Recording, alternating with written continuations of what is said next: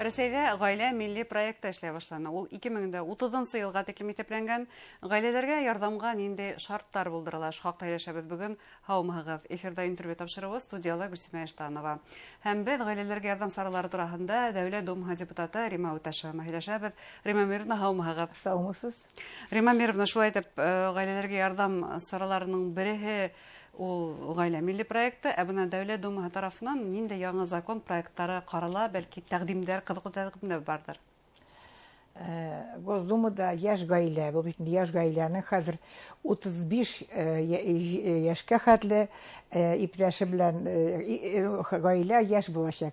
Ире дә, хатыны да 35-кә хәтле, 35 яшькә хәтле булса, алар яшь гаилә була. Иң беренче алар өчен нинди без бирәбез яшь гаиләләргә? Аларга бит кирәк йорт кирәк, зарплата кирәк, эш кирәк. Шуның өчен иң беренче без ипотека турында аларга иң 6% гына аларга кирәк ипотека, аларга булса 35% һәм 35 яшь. Ләкин ипотекага, квартирага алырга алып була. Әгәр дә 2-3 елда балалар тумаса, анда языла, без әйтәбез, причина, ни өчен без бит аны бирәбез аларны демографияны кабарту өчен, күпләтергә.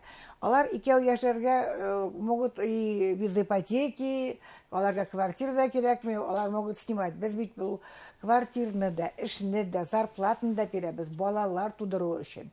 Шуның өчен беренче бала булса, ул аның проценты әзелә, икенче бала иң беренче. Тагыла кәми төшәтелә. Әйе, әле менә безнең, по-моему, оппозиция, оппоненты, коммунистлар әйтәләр, 3 бала булса, вообще ипотеканы бетерергә. Ул хәтле булмас, конечно.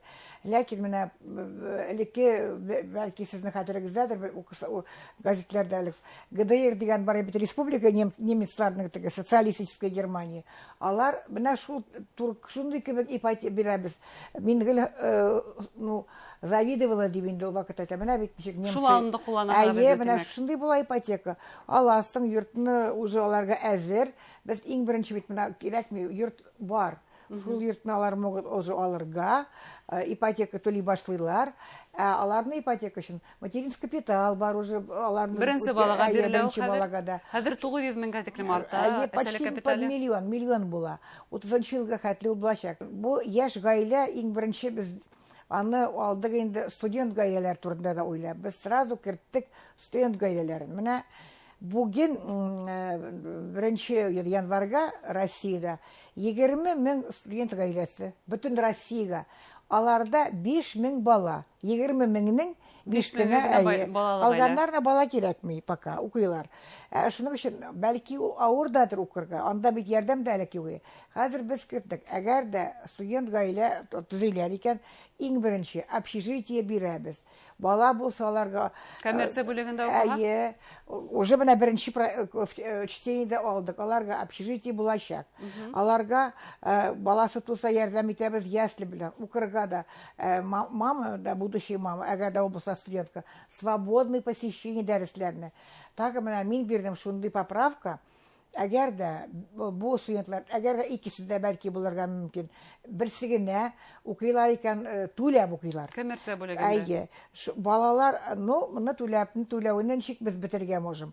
Бала гаилә төзелә, аннан баланы тугач, аларны кирәк баланы зарегистрировать.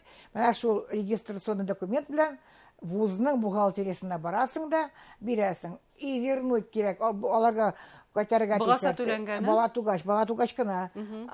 Болай ана бит 15 мең. Алар без можем инде аларны бүшәргә бюджетка. Укып да кайтып та китәрләр куда угодно дигәндәй. Без бит монда иң мөһиме гаилә булса, булырга тиеш балалар бу гаиләдә. Ул шунда гына була гаилә. Закон проекты карала. Бу тәкъдимләр. Без беренче укуда аны кабул иттек январьда. Уйлыйм инде февральдә азагында ул икенче, өченче укуда ул закон булачак. Аннан соң Совет Федерации, конечно, раслый да, аннан җибәрәбез президентка подписка. Кыскаһы, ул закон быел кабул ителүе обязательно. Мин уйлыйм, апрель-майда яшь гаиләләр, семьялары алып, уже җәй көне көзгә без көтәргә тиешбез бик күп балалар. Шулай булганда тагы да студентларга бала карау өчен түләнә торган декрет пособиеның хакы арттырыла. Ансы да арттыр. Менә кайбер регионнарда 60-50 меңгә хәтле. Мин тагы еще бер киттем, бер законопроект. Менә киләләр икән, эшләми торган әниләр. Гаять үзелгән. Иптәш эшли, әнисе эшләми. Ну, бәҗ укымаса да. Ну, безработный, эше юк. Эше юк. Ихтимал булыр. Әгәр дә ул гаиләдәсен бара икән, баса наступает беременность, бара консультациягә, и уже алып вот встал на учет, бу әнигә через соцсобес без аларны должны оформить как, ну, хотя бы помощник воспитателя. Аңарга кирәк трудовую книжку открыть и минимальную по региону зарплату платить. То есть эш стажыла. Әкерендегенә монда бер ярдәм курсызы ярдәм бирәбез. Монда икенче ярдәм булып кына без уйлыйм инде балаларга гаиләдә балалар күп булыр дип. Римма Мировна, бына әле һез беренче балага, икенче балага Өченче балага да уже нинди саралар уга? Алар өченче бала хәзер җир бирелә. Җир бирелә. Аннан аларга тоже дополнительно капитал бирелә. Федераль кимәлдә улар күп балалы гаилә дип таныла. Иң беренче менә күп балалы, 3 бала булса, уже күп бала. Менә алар хәзер кем 2 гаилә, 2 бала икән, алар менә учетка баса башладылар. Мин әле бүген шалтыраттым, үтә бармы? Әкереңгә килә башладылар. Элек мин һәр вакытта борчыла үземне. 2 баласы бар, килә 3нчегә аборт ясыйбыз дитем. Ни өчен?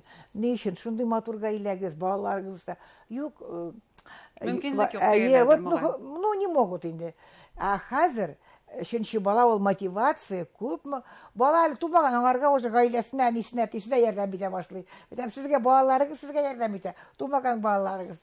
Ну, бүгенге көндә демография, конечно, стартовал. Аны без әйтәләр бит, теге көскөн шутларыбыз бәләкәчче эшләрендә. 2030 елда итәпләрбез. 2030 елда само собой, но менә 26 елда, 1 елдан соң карарбыз инде, уйларбыз. Во-первых, отчет 25 елның күпмечегә демографический безнең показательләр. Бала бит әле менә быел даже бөтен Россия буенча с минусом меньше. Кызганычка каршы балалар әз туды, чем үлгән кешеләр. Римма Мировна, бына һез табиб буларак үзегезнең тәҗрибәгездән сыгып әйтегез әле, нимә мөһим? Беренче баланы тапкан хатын-кызларның яшен кәметү мөһим, әллә өченче балаһын табырга юрәт иткән хатын-кызлар мөһимме? Нисегрәк? Әле бу хора бөтенләй дөрес коелмаймы? Баламның хатын, менә без әйтәйдек, 18 яшьтән 47 яшькә хәтле хатын кеше бала табырга может. Менә без элек мин эшли башлаганда 23-24 яшь иде беренче балага киләләр. Хәзер 27-29, 30-га барып баса. Бу бит авыр. Менә 27 яшьтән соң уже проблемалар. Не потому алар уже тазалыклары әзрәк укыйлар, кайберләре, к сожалению, и табак белән дә увлекаются, вот ансыда эшләре дә авыр булса, әзрәк уже сосуды, давление да, нервная система нестабильна. И шул вакытта начинает бала табырга. 22-23 яшьтә анда аларның башында бернинде юк. Аннан настолько шул вакыт вот это возраст радости.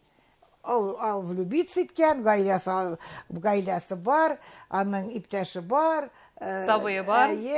И бала табыла, шундый иң безнең бар иде профессор Кулапский Василий Агеевич белән һәр вакыт 23-24 это расцветение, менә рассвет, шул вакытта кирәк табырга балаларны. 28 яшькә хәтле 22 яшьтән 3 бала табырга. Мин һәр вакыт әйтәм, бу таб була 22-28, 3 баланы табасың, документ аласың многодетный.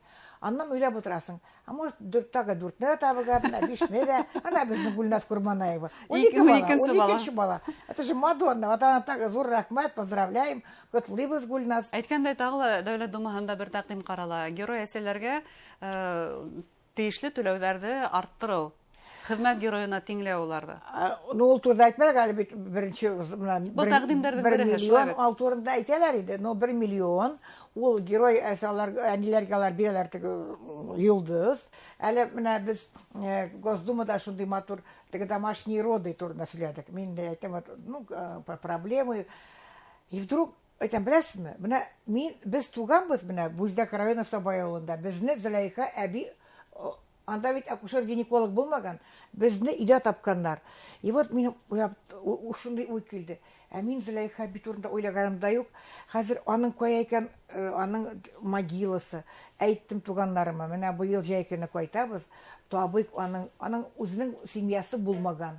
То есть менә шундый ул бөтен гомерен шул бала таптырган, бөтен авылга йөреп, ана була такая киндигә бие. Ак әби киндигә бие. Вот это и люди рожали.